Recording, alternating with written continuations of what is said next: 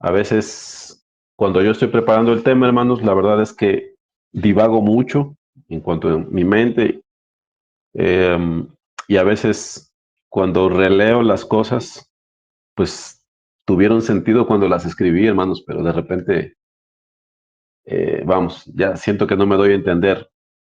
Entonces, quería comentarles esto, hermanos, es importante para mí que ustedes me hagan saber si de repente me enredé mucho. El tema que es temblad y no pequéis es un tema que, dependiendo del punto de vista, hermanos, podría considerarse un poco intrincado, vamos a decirlo así. Entonces, uno de los propósitos míos el día de hoy, hermanos, es que, por supuesto, tengamos claro de qué estamos hablando. Otra cosa que quería comentarles, mis hermanos, es que, am, como en otras ocasiones he dicho, a veces uno tiene pensado el tema para un cierto sector de la congregación, pero resulta que ese sector de la congregación no se conecta, ¿no? Entonces, de todas formas, pienso esto, hermanos, que el tema tiene su utilidad porque mayormente, bueno, aquí hay personas que pueden ministrar a otros y en eso me parece que el tema es bastante útil. Me parece que este es un problema que acusa nuestra congregación. Entonces, si no están los que lo tienen que escuchar, los que mayormente tendrían que escucharlo, pues los demás podemos tomarlo, hermanos, para de allí perfilar la forma que toman nuestras clases, la forma en la que hablamos con los hermanos, etcétera. Entonces, la pequeña serie, hermanos, que probablemente ya termine la siguiente semana, se llama Temblad y no pequéis. Y el enfoque de esto, hermanos, tiene que ver con cómo es que el creyente ha desligado uno, uno de los ámbitos, vamos a decirlo así, de la vida en Cristo, hermanos, que tiene que ver precisamente con la vida interior. Algunos hermanos tienen una vida a la vista de todos, pero cuando la palabra nos lleva a expresiones como esta acerca de temblad y no pequéis, definitivamente nos está hablando acerca de cuestiones que tienen que ver con lo interior, con lo íntimo, con lo privado, con lo secreto, pues. Entonces, cuando nosotros indagamos más en la palabra, bueno, encontramos, hermanos, que tanto lo exterior como lo interior tienen que ver con la vida que Dios da, pero puesto que de lo exterior participamos todos, bueno, todos los que nos congregamos, algo en lo que debemos poner atención definitivamente es en las manifestaciones que se dan al interior, en nuestra vida oculta, vamos a decirlo así. Entonces, mis hermanos, esta expresión del Salmo 4, temblad y no pequéis, definitivamente hace alusión al ámbito de lo privado, hace alusión a aquello que pasa cuando no hay testigos y es muy revelador cuando nosotros lo consideramos. Entonces, el Salmo 4, del 1 al 4, dice de esta forma, hermanos, respóndeme cuando clamo, oh Dios de mi justicia. Dice, cuando estaba en angustia, tú me hiciste ensanchar. Ten misericordia de mí y oye mi oración. Hijos de los hombres, ¿hasta cuándo volveréis mi honra en infamia? ¿Amaréis la vanidad y buscaréis la mentira? Selah. Sabed, pues, que Jehová ha escogido al piadoso para sí. Jehová oirá cuando yo a él clamare. Y aquí está esta expresión, temblad y no pequéis, meditad en vuestro corazón, estando en vuestra cama, y callad. Selah. Ofreced sacrificios de justicia y confiad en Jehová. Así que esta expresión, hermanos, temblad y no pequéis, meditad en vuestro corazón, estando en vuestra cama, y callad. Dicha expresión, hermanos, no es no es propia del que solamente ostenta una religión, hermanos, una religión externa. Esto ya es propio, hermanos, de aquel que tiene vida en el Señor, porque aquel que tiene vida en el Señor va a lo que es su ámbito más íntimo y allí lleva con él su fe, lleva con él la vida que el Señor le ha dado. Entonces, hay una palabrita que utilicé la semana anterior que es disociación, hermanos. Esta palabra disociación es en realidad un término psicológico o que alude a una enfermedad del orden mental, pues. Y este fenómeno se da de la siguiente forma. El individuo, como respuesta a ciertas experiencias, ciertos traumas, reacciona desconectándose de su propia identidad o de la realidad.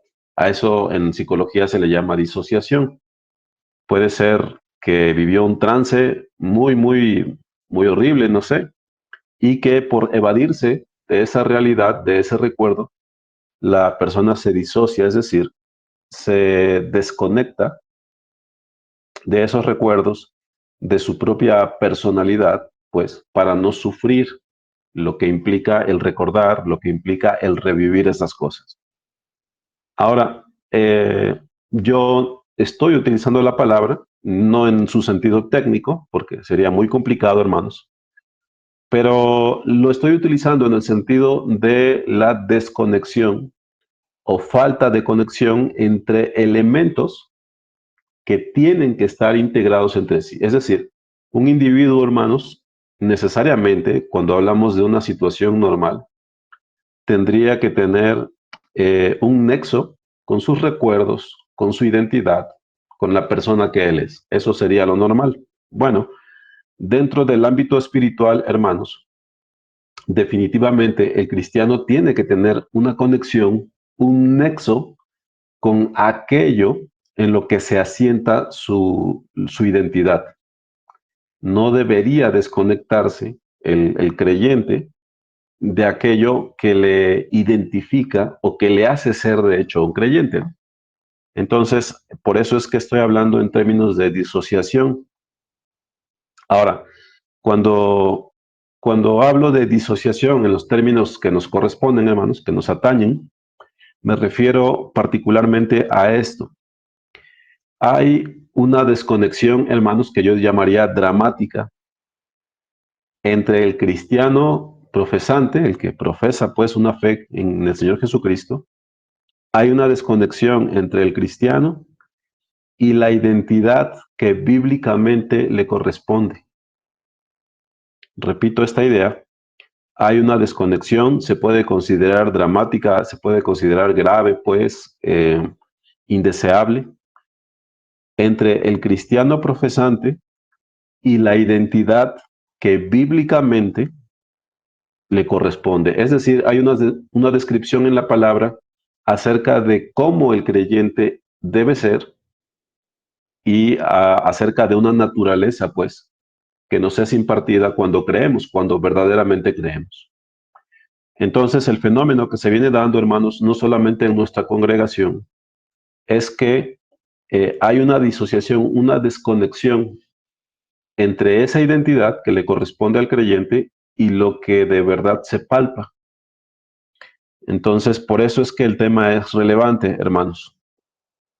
Ahora, un agravante a todo esto es que se puede decir que en conjunto las iglesias, hermanos, las congregaciones, pues, o individualmente hablando, el agravante es que el creyente o las congregaciones no están preocupados por eso y algunos ni siquiera están conscientes de dicho problema. Entonces, ese es un agravante, hermanos, porque muy distinto sería, pues, que hubiera una actitud doliente hacia este asunto, pero el hecho es que existe la disociación, no hay una conexión entre el que profesa la fe y la identidad que le corresponde bíblicamente hablando, pero se agrava porque ni siquiera estamos preocupados por ello y muchas veces ni siquiera estamos conscientes de ello. Ahora, médicamente hablando, hermanos, la disociación se establece fácilmente porque un individuo, cuando tú ves a una persona, mi hermano, es obvio que él debe estar conectado con su personalidad, con sus recuerdos, con sus pensamientos pasados, ¿no? Médicamente es así. Pero esto se complica cuando nosotros hablamos en términos espirituales, porque aparentemente, hermanos, los creyentes nos mostramos como completos o sin problemas ante los demás. Cuando tú hablas de una persona natural, es obvio que dicha persona tiene sus recuerdos, tiene sus emociones y que debiera estar conectada con ellos. No es normal que esté disociado.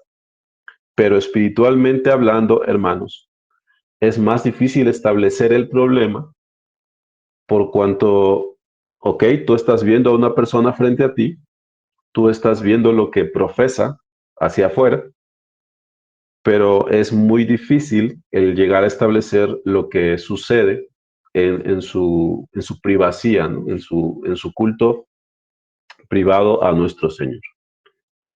Entonces, hermanos, uh, en una síntesis de todo esto, se puede decir que la iglesia ha disociado el hecho de la salvación, ha desconectado el hecho de la salvación de la naturaleza misma que Dios imparte a los que salva.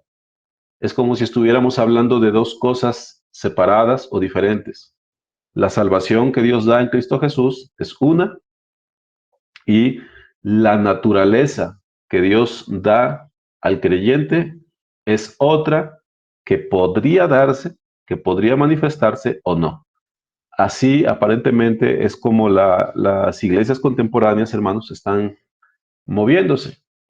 No tiene que ser una congregación completa, puede ser un segmento de esta, pero se ha disociado el hecho de la salvación, se ha desconectado el hecho de la salvación de la naturaleza que Dios imparte a los que creen, una naturaleza que tiene manifestaciones hacia adentro y hacia afuera también, hermanos. Uh, un texto, hermanos, que no quiero usar la expresión que apoya lo que digo porque sería totalmente incorrecto, pero un texto que nos deja entrever este problema, hermanos, se encuentra en Mateo 7:21 y es uno de tantos textos, hermanos. No todo, Mateo 7:21, no todo el que me dice, Señor, Señor, entrará en el reino de los cielos, sino el que hace la voluntad de mi Padre que está en los cielos.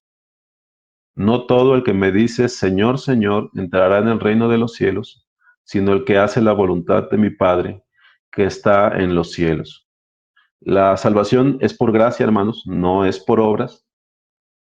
Lo que nosotros vamos a entender y que ustedes ya entienden, hermanos, es que en realidad cuando Dios dota al hombre, cuando Dios vivifica al hombre y le da esa naturaleza que corresponde ya no a la carne, sino al espíritu, hermanos, luego es que el hombre queda facultado para así obrar, para ser agradable al Señor.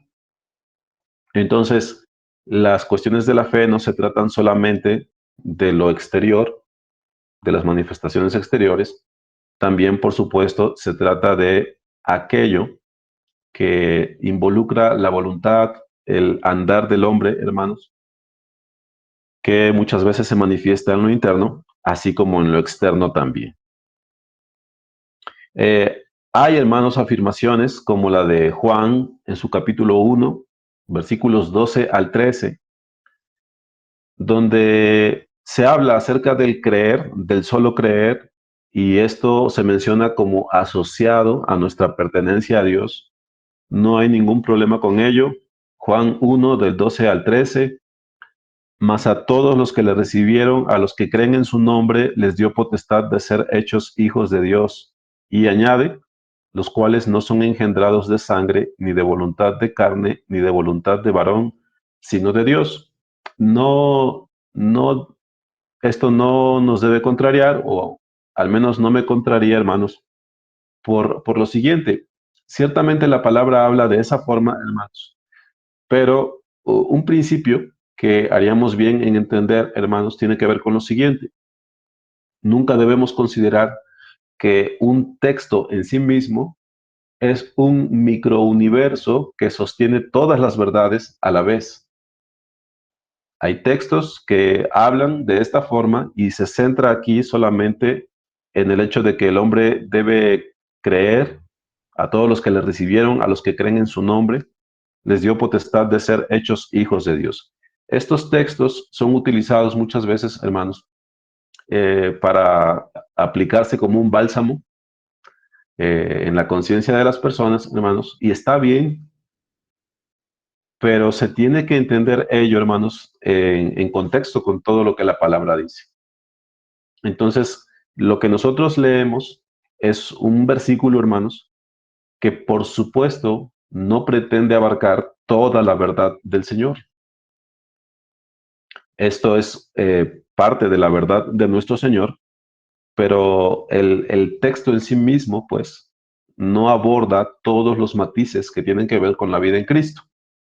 Entonces, así como Juan 1 del 12 al 13 es palabra de Dios, Mateo 7:21 es palabra de Dios. Uno dice que a los que le recibieron, a los que creen en su nombre, les dio potestad de ser hechos hijos de Dios. Y aquel dice que no todo aquel que le dice Señor, Señor, entrará en el reino de los cielos, sino aquel que hace la voluntad de mi Padre que está en los cielos. Entonces, hermanos, comento esto porque aunque tal vez no manejamos la palabra de disociación, nos vamos a encontrar con hermanos que van a defender el hecho de la disociación, es decir, eh, yo he creído y eso es más que suficiente, ¿no? Yo digo que creo, yo digo que estoy en la fe y todo aquello que me puedas decir aparte de esto, bueno, no tiene sentido para mí. Bueno, hermanos, por eso es el comentario, ¿no? Ah, los creyentes, hermanos, debemos ir a todo el consejo de Dios, hermanos, para comprender las cosas, obviamente. Ahora, como un anticipo a las conclusiones de esta, creo que ni siquiera le podemos llamar serie, pero como un anticipo a estas conclusiones, hermanos, sabemos que tenemos salvación en Cristo, quien nos ha sido hecho por Dios, sabiduría, como dice la primera carta a los Corintios 1:30, justificación, santificación y redención. Sabemos que en Cristo tenemos esto. Pero algo más que dice la Biblia, hermanos, es que el que está en Cristo, nueva criatura es. Eso está en la segunda carta a los Corintios, capítulo 5, versículo 17. Entonces, hermanos, tenemos que comprender que la doctrina de nuestro Señor acerca de la salvación suya, bueno, no es una doctrina que se exprese en uno o dos versículos, hermanos. Es algo de verdad amplio. Y el propósito de esta plática es precisamente establecer esos pormenores, hermanos, que tienen que ver con todo aquello que implica el creer y todo aquello que implica nuestra pertenencia al Señor. Entonces, en términos de la fe, hermanos, ya dejando a un lado las cuestiones de psicología, cuando hablamos de disociación, de esa desconexión, hermanos, podemos estar hablando de tres cosas: de un estado doliente temporal, es decir, que la persona, bueno, ha dejado, se ha descuidado, se ha enfriado quizás, y su expresión en su comunión con el Señor se ha limitado muchísimo. Eso puede pasar, hermanos. Entonces, esa disociación puede manifestar un estado doliente temporal, pues. Puede ser así, hermanos. O tal vez en el caso más feliz de todos, hermanos, bueno, solo tenemos que alinear lo que es nuestra vivencia, lo que hoy día palpamos, con lo que está escrito. Y tal vez si estamos en ese estado feliz, dichoso, hermanos, solo vamos a empatar las cosas que vamos a leer a continuación. Es decir, que esa expresión de la vida privada, de la vida íntima con el Señor, corresponde realmente a lo que nosotros estamos experimentando. Ese sería el estado más dichoso en todo caso. Ahora, hay una tercera posibilidad, hermanos, cuando hablamos en términos espirituales de disociación, cabe la posibilidad, hermanos, que hallemos a una fe que no está, no tiene conexión, no está ligada a la identidad que la Biblia da a los hijos de Dios, ni temporalmente, ni ha sido así desde su mismo principio. Ese sería probablemente el estado más grave, hermanos. Que haya una fe que esté disociada, no temporalmente, sino que desde su mismo principio nació así. Solo en la manifestación de las cuestiones externas, pero sin vida hacia el interior, sin vida en lo privado. Ese sería, hermanos, la cuestión más trágica, ¿no? Bueno, la semana anterior, hermanos, y yo les llevé, y esto lo hago para recordar, hermanos, y el texto se me hace a mí extremadamente útil para comprender bien de qué estamos hablando. En la semana anterior, yo les hablé acerca de una expresión que es la justicia mayor. Bueno, esta expresión surge de Mateo 5, en su versículo número 20, hermanos. Y hay aquí una expresión que pareciera, hermanos, un cuesta arriba terrible, ¿no? De por sí nosotros tenemos la idea de la ley como algo sumamente severo, ¿no? Sumamente difícil, que lo es, hermanos. Ah, y el Señor en el versículo 20 del capítulo 5 de Mateo da esta sentencia. Porque os digo que si vuestra justicia no fuere mayor que la de los escribas y fariseos, no entraréis en el reino de los cielos. Bueno, um, si no se entiende bien esa expresión, hermanos, nosotros quedaremos desolados.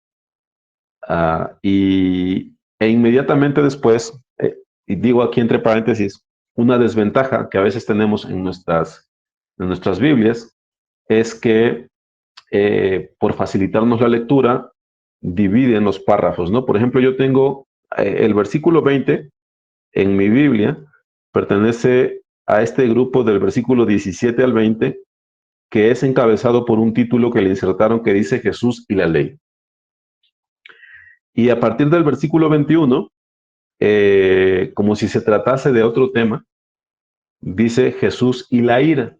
Bueno, a veces esas divisiones nos condicionan, hermanos, pero una revelación enorme que le voy a dar en este momento es que del versículo 20, hermano, sigue el versículo 21, ¿no? He aquí el secreto. Hermanos, el versículo 21 está absolutamente relacionado con el versículo 20. ¿Cuál es esa justicia mayor? Bueno, el Señor le explica ampliamente, de hecho, a partir del versículo 21. Y allí, hermanos, se nos ilustra muy ampliamente y muy claramente lo que es una vida interior, hermanos, una vida que manifiesta que hemos sido vivificados por el Señor. Ciertamente, el cristiano, hermanos, está llamado a una justicia mayor que la de los escribas y fariseos. El cristiano está llamado, hermanos, por ejemplo, a partir del versículo 21, en la ley estaba escrito no matarás, y cualquiera que matare será culpable de juicio. Pero yo os digo, y aquí ya está hablando a creyentes solamente, porque solamente un creyente puede vivir de esta manera, pero yo te digo que cualquiera que se enoje contra su hermano será culpable de juicio, y cualquiera que diga necio a su hermano será culpable ante el concilio, y cualquiera que le diga fatuo quedará expuesto al infierno de fuego. Si se te hacía severo el no matarás, bueno, eh, si tú actúas de esta manera, dice, quedarás expuesto al infierno de fuego. Por tanto, si traes tu ofrenda al altar y allí te acuerdas de que tu hermano tiene algo contra ti, deja allí tu ofrenda delante del altar y anda, reconcíliate primero con tu hermano y entonces ven y presenta tu ofrenda. Bueno, es un estándar mucho más alto, mis hermanos. Eh, Gozosamente podemos ver que no es de una perfección de la que se nos está hablando allí, sino que hay cabida, hermanos, para el arrepentimiento si es que hemos pecado de esa manera. Pero ese es el estándar bajo el cual el cristiano debe vivir, hermanos. Ya no se diga que no mates a tu prójimo, sino que de hecho, si te has enemistado de esa forma con tu hermano, si has pecado contra él de esa manera, debes reconciliar. Bueno, ah, oísteis, versículo 27, que fue dicho, no cometerás adulterio. Ok, ahí está el estándar, ahí está la justicia de los fariseos. Pero dice el versículo 28, yo os digo que cualquiera que mira a una mujer para codiciarla ya adulteró con ella en su corazón. Por tanto, si tu ojo derecho te es ocasión de caer, sácalo y échalo de ti, pues mejor te es que se pierda uno de tus miembros y no que todo tu cuerpo sea echado al infierno. Mi hermano, el llamado del Señor para el creyente, definitivamente, hermanos, es al dominio de sus ojos. En la ley todo se limitaba, así se entendía, pues, se limitaba al hecho material, pues, del adulterio, al hecho mismo del adulterio. Pero el Señor lo lleva a este estándar. No te hablo solamente de la consumación del adulterio, sino te hablo de hecho de aquellas cosas que suceden en tu corazón, que suceden hacia tu interior. Entonces, el creyente, hermanos, definitivamente está llamado a esa justicia mayor. Tú no puedes estar tranquilo, hermano varón, si vives simplemente dando libertad a tus ojos y libertad a tus ojos. Y como escuchaba, escuchaba un testimonio hace poco, hermanos, donde precisamente un hermano fue reprendido por el Señor.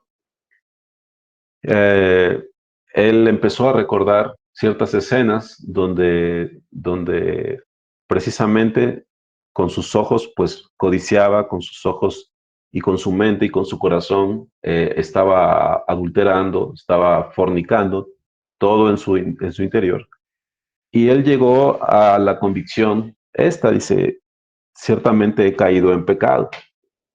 Pero fíjese, hermano, que la convicción que llegó de parte del Señor para con este hermano no era que él había caído en pecado. El Señor básicamente le dio a entender a este hermano, tú no caíste en pecado, tú vives en pecado. ¿Por qué? Porque todo el tiempo estás haciendo eso, que son cosas bien diferentes, hermanos. Un problema con nosotros es que hemos aprendido a dignificar mediante el lenguaje bíblico, hermanos. Hemos aprendido a darle dignidad a nuestros pecados. Aquel hermano, técnicamente hablando, no estaba cayendo en pecado, porque caer en pecado implica lo que es una circunstancia, una cuestión extraordinaria, vamos a decirlo así. En realidad, lo que el Señor le dio a entender es, tú no caíste en pecado, tú vives en pecado. ¿Por qué? Porque haces eso sin ningún tipo de traba. Vives en eso, te la pasas en eso, es así como tú estás permanentemente. Entonces, hermanos, ah, el creyente está llamado a vivir en una justicia mayor que la de los escribas y los fariseos. Am, Versículo 31, también fue dicho, cualquiera que repudie a su mujer, dele carta de divorcio. Pero yo os digo que el que repudia a su mujer, a no ser por causa de fornicación, hace que ella adultere, y el que se casa con la repudiada comete adulterio. Bueno, lo que se comenta es que ellos solían, por casi cualquier motivo, o vaya, cuando ellos simplemente querían promover ese divorcio, por cualquier razón lo hacían, ¿no? Y aquí el Señor les dice, bueno, fue dicho, cualquiera que repudie a su mujer, dele carta de divorcio. Pero yo os digo que el que repudia a su mujer, a no ser por causa de fornicación, hace que ella adultere, y el que se casa con la repudiada comete adulterio. Me salto hasta el versículo 38, hermanos. Oísteis que fue dicho ojo por ojo y diente por diente. Así estaba establecido en la ley. Pero yo os digo, esta es la justicia mayor: no resistáis al que es malo. Antes, a cualquiera que te hiera en la mejilla derecha, vuélvele también la otra, y al que quiera ponerte a pleito y quitarte la túnica, déjale también la capa. Y cualquiera que te obligue a llevar carga por 1 milla, ve con el 2. Al que te pida, dale, y al que quiera tomar de ti prestado, no se lo rehuses. Oísteis que fue dicho, amarás a tu prójimo y aborrecerás a tu enemigo, pero yo os digo, amad a vuestros enemigos, bendecid a los que os maldicen, haced bien a los que os aborrecen y orad por los que os ultrajan y os persiguen. ¿Para qué? Para que seáis hijos de vuestro Padre que está en los cielos, que hace salir su sol sobre malos y buenos y que hace llover sobre justos e injustos. Bueno, hermanos, ah, dice el versículo 47, el versículo 46. Porque si amáis a los que os aman, ¿qué recompensa tendréis? ¿No hacen también lo mismo los publicanos? Sí, eso hacen también los publicanos, es decir, los que son ajenos a bueno, en este contexto, los que son ajenos a la vida de Dios.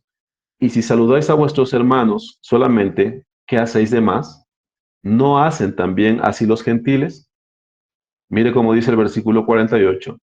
Sed, pues, vosotros perfectos, como vuestro Padre que está en los cielos es perfecto.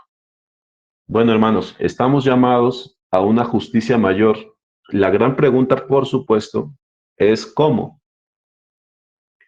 ¿Cómo hace un hombre para cumplir todas estas cosas? La única respuesta posible, hermanos, y esto solo lo puede entender el hombre a partir de poder comparar su vida antes de Cristo con su vida después, ya en Cristo, hermanos. La única forma, por supuesto, es mediante la operación del Espíritu, mediante la vivificación que hemos recibido de parte de Dios cuando hemos creído realmente en Él. Como ustedes ya habrán notado, la idea de la disociación, hermanos, uh, no es tan amplia, en el sentido de que básicamente, tal vez con palabras un poco distintas, estoy repitiendo varias cosas de las que he comentado la semana anterior. Ahora, aunque esto ciertamente es así, hermanos, es algo profundo, hermanos, de lo que estamos hablando, porque tiene implicaciones severas, hermanos, implicaciones muy serias, pues básicamente estamos hablando de personas que decimos pertenecer al Señor, pero que tenemos una desconexión con la identidad que la palabra nos asigna. Ahora, la identidad que la palabra nos asigna, hermanos, cuando es tomada así como algo leído de las Escrituras, bien puede ser mencionado como una doctrina. Y este argumento, hermanos, lo he utilizado en otras ocasiones. Está bien porque una doctrina precisamente proviene de una afirmación de las Escrituras. Pero tenemos que entender, hermanos, y probablemente este sea el punto crucial de lo que es el tema. Tenemos que entender, hermanos, que particularmente el nuevo nacimiento ciertamente es una doctrina, hermanos, porque es una afirmación que se encuentra en las Escrituras, pero definitivamente no consiste en solo palabras. Está expresado con palabras y de allí se define que es una doctrina. Pero el nuevo nacimiento, hermanos, definitivamente es una experiencia, definitivamente es un hecho sobrenatural que acontece a todo verdadero creyente sin excepción. Ese nuevo nacimiento, hermanos, es el que de verdad nos faculta para la vida en Cristo. Una persona que no ha gustado el nuevo nacimiento, que no ha nacido de lo alto, pues, de nuestro Señor, para esta persona, el ir a su habitación, cuando el Salmo 4 habla de estar en nuestra habitación, hermanos, de temblar y no pecar, de meditar en nuestro corazón, estando allí en nuestra cama y callar, el texto, hermanos, a propósito, nos está llevando al ámbito más privado. ¿Por qué? Porque es fácil, hermanos, entiéndanme en qué sentido se los digo, es fácil congregarnos, que el director nos dé la pauta y cantar, y que nos inviten a dar acciones de gracias, a orar unos por otros. Eso, hermanos, se puede hacer en la carne. Y espero no estar ofendiendo susceptibilidades, hermanos, o sensibilidades. Pero eso se puede hacer en la carne, hermanos. Definitivamente todas esas cosas se pueden hacer en la carne. Pero para que una persona regrese a su casa y dentro de su casa, que ya es un ámbito de lo más íntimo, dentro de su casa, vaya a su habitación, que es el lugar más íntimo de su ámbito más íntimo.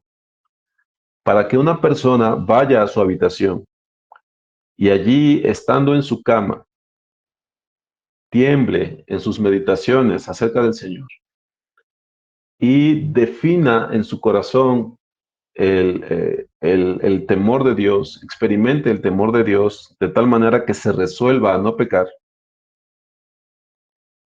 y que esa persona se entregue a la consideración de Dios, de su carácter, de su excelencia, de su santidad, y que permanezca allí y que cuando dice callad, hermano, se refiere a ese estado de contemplación, a ese estado quieto, del que ha accedido pues a todas esas cosas que son preciosas para el que tiene vida, hermano. Entonces, cuando dice así, temblad y no pequéis, hermanos, meditad en vuestro corazón, estando en vuestra cama y callad, bueno, allí está aludiendo a cuestiones que ya no pueden caer dentro de lo que es el fingimiento o el acompañamiento, si queremos ser uh, más amables en el comentario, ¿no? Porque cuando estamos entre los hermanos dentro de una congregación, bueno, nos acompañamos y en esa inercia, hermanos, hay ciertas manifestaciones, hay ciertas prácticas que son buenas, hermanos, porque me es necesario subrayar esto. En ninguna forma estoy menospreciando lo que es el culto público, hermanos. Solamente estoy polarizando las cosas en el sentido de que el que es de Dios participará del culto público, pero también, hermanos, si se es del Señor, entonces iremos ahí al ámbito más íntimo, a ese lugar más escondido, y allí también nos llevaremos nuestro temor del Señor. Allí también nos regocijaremos, allí también participaremos de todas estas cosas de las cuales participamos en público, hermanos. Entonces, el problema del que estamos hablando es de la disociación, es decir, el creyente se está desconectando, hermanos, de cosas que nunca deben desconectarse. El creyente está asumiendo que la vida en Cristo corresponde a ciertas cuestiones externas, pero se evidencia, hermanos, que esas prácticas, que esa forma de culto que es externa, bueno, no corresponde a lo interior, se evidencia muchas veces solo para la persona. Y bueno, algunos podemos pretender mirar más allá de lo evidente, hermanos. Pero bueno, definitivamente esto es algo que tenemos que tomar en cuenta. Nosotros podemos ver síntomas, podemos ver que las personas son inconstantes en lo externo, que son frías en lo externo, que son indiferentes, etcétera. Entonces, si eso es así en lo externo, mucho más fácilmente, hermanos, lo será en lo interno. ¿Por qué? Porque lo externo cuenta con una motivación extra, hermanos. Lo externo cuenta con una recompensa que se nos da inmediatamente. Eso es así. Por eso los fariseos eran unos expertos en todo lo que es lo externo, hermanos. Pero lo que era lo interno no estaba presente en su forma de culto. Entonces, mis hermanos, Deuteronomio 6 del 4 al 9, ya casi acabamos, hermanos. Deuteronomio 6 del 4 al 9. Mira, mi hermano, y aquí considérate a ti mismo, hermano. Deuteronomio 6, este es un texto muy conocido. Oye, Israel, Jehová nuestro Dios, Jehová uno es. Y amarás a Jehová tu Dios de todo tu corazón y de toda tu alma y con todas tus fuerzas. Y estas palabras que yo te mando hoy estarán sobre tu corazón y las repetirás a tus hijos y hablarás de ellas estando en tu casa y andando por el camino y al acostarte y cuando te levantes. Y las atarás como una señal en tu mano y estarán como frontales entre tus ojos y las escribirás en los postes de tu casa y en tus puertas. Cuando tú lees, hermano, este texto, y voy a usar una expresión que quizás no se deba utilizar más cuando hablamos de la escritura, pero cuando tú lees entre líneas, mi hermano, todo lo doméstico o lo cotidiano, pues, que hay en estas expresiones, bueno, allí se ilustra muy bien lo que se nos está diciendo en el Salmo número 4 acerca de esa intimidad o de ese ámbito al interior. Porque aquí dice que estas palabras estarán sobre tu corazón y las repetirás a tus hijos. Bueno, eso se podría hacer externamente. Y hablarás de ellas estando en tu casa. Bueno, todavía cae dentro de ello. Y andando por el camino, bueno, allí ya no habrá tantos testigos, pero y al acostarte y cuando te levantes, y las atarás como una señal en tu mano, y estarán como frontales entre tus ojos, y las escribirás en los postes de tu casa y en tus puertas. Mi hermano, si usted ha participado del Espíritu de nuestro Señor, usted habrá gozado de esto, que el Señor está presente en nuestros pensamientos constantemente. Por supuesto, nosotros somos capaces de ocuparnos en ciertas cosas, de pasar periodos concentrados en otras actividades, hermanos.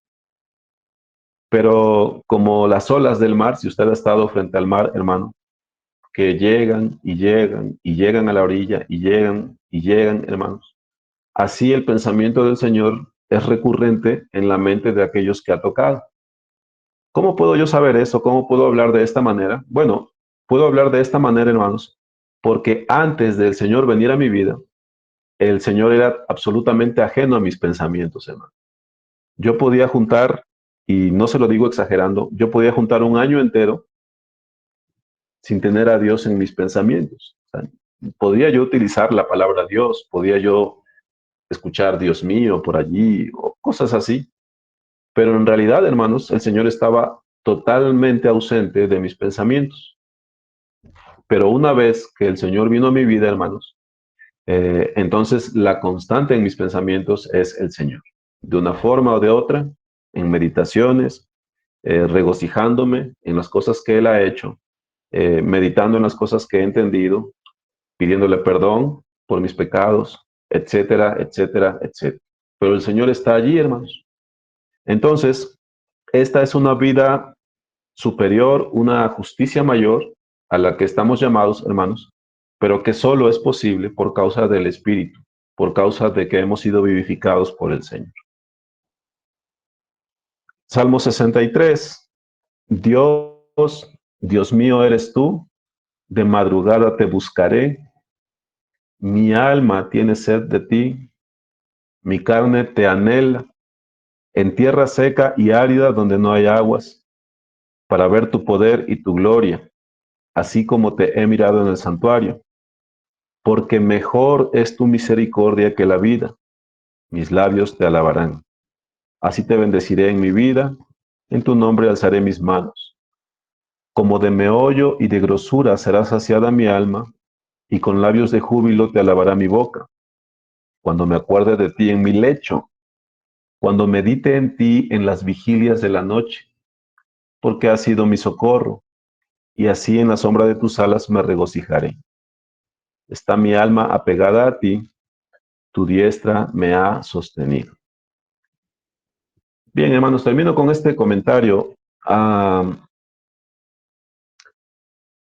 Hace tiempo yo buscaba una definición de lo que es la vida.